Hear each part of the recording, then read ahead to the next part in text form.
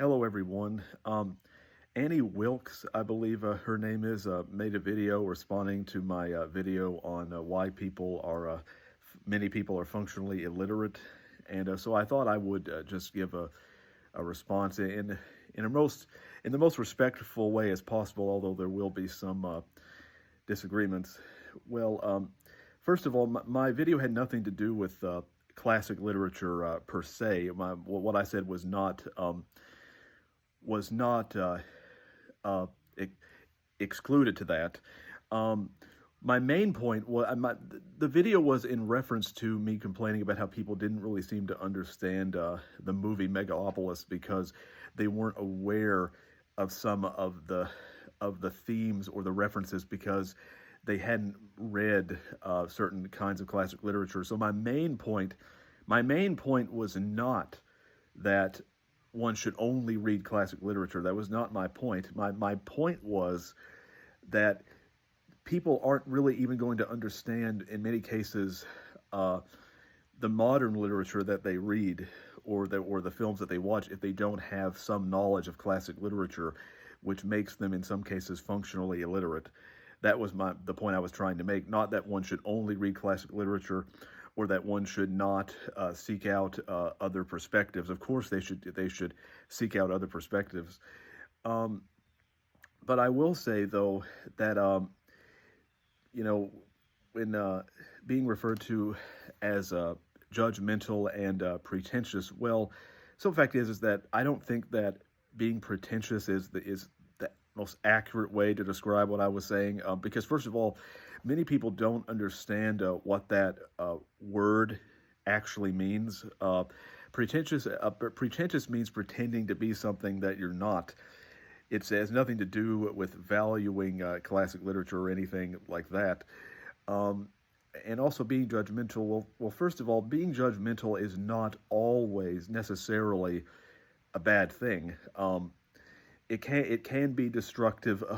There are correct judgments and there are incorrect judgments, but it can be destructive when one is making a judgment hypocritically, or when one is judging in a way that should be reserved for the Almighty, perhaps. But the simple fact is that we all make judgments. One could not be critical of society in any way if one did not make judgments. And in fact, to um, to be to be judgmental of the judgmental is in itself making a judgment.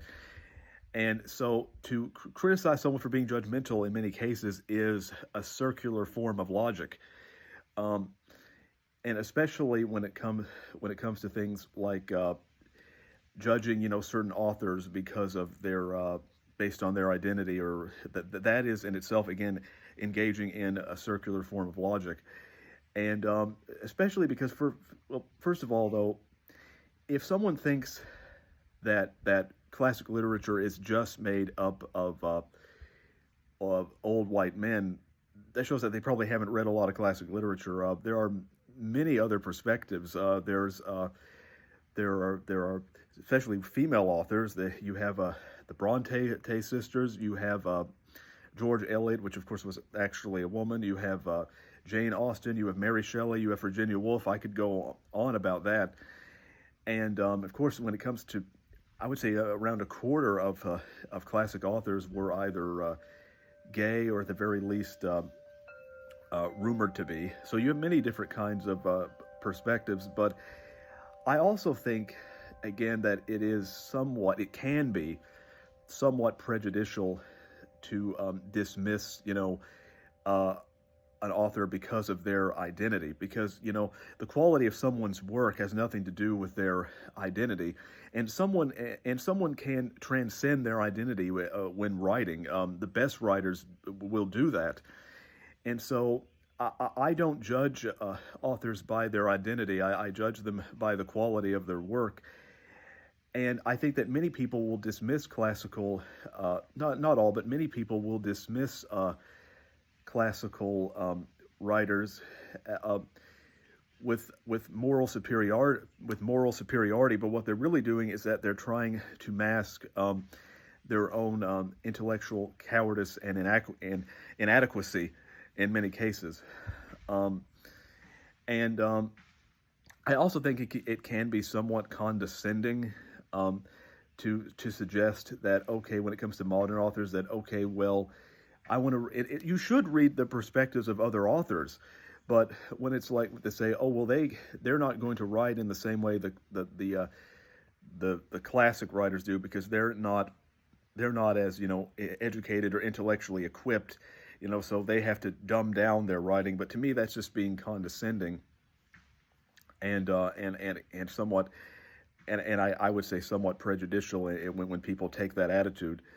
Um, is and so and I also think that no one is, when the accusation that I was calling people stupid, well, it really depends on what you mean. No one is stupid because they don't understand a work of literature, or because they're uneducated. They're only stupid if they lack intellectual curiosity. And in that regard, you could have two people in school who two students in school. One person, is, let's say, is somewhat mentally challenged. They have a few difficulties, but they love classic literature. Another student, they're not mentally challenged. They can understand things, more easily, but they only take things to pass. They only understand things so they can pass the test. They have no intellectual curiosity at all. Well, I would say in that case, that the person who's mentally challenged but loves classic literature is far wiser than the other student who makes the good grades. And so it's not about, people aren't stupid because they're uneducated or because they don't understand something. They're stupid if they do not have intellectual curiosity. And of course, I do, when it comes to me not championing classic literature, that's practically all I do, whether it's talking about my own work, which is inspired by classic literature, whether it's reviewing other books. I talk about Charles Dickens, Shakespeare, Melville, all the time. And so I do champion other works, but this is also a place, though, where I will give my own opinion on things in vlog, and I also don't think there's anything wrong with that. So I think that although the video the respond to me was well intentioned, I think it misses the point entirely.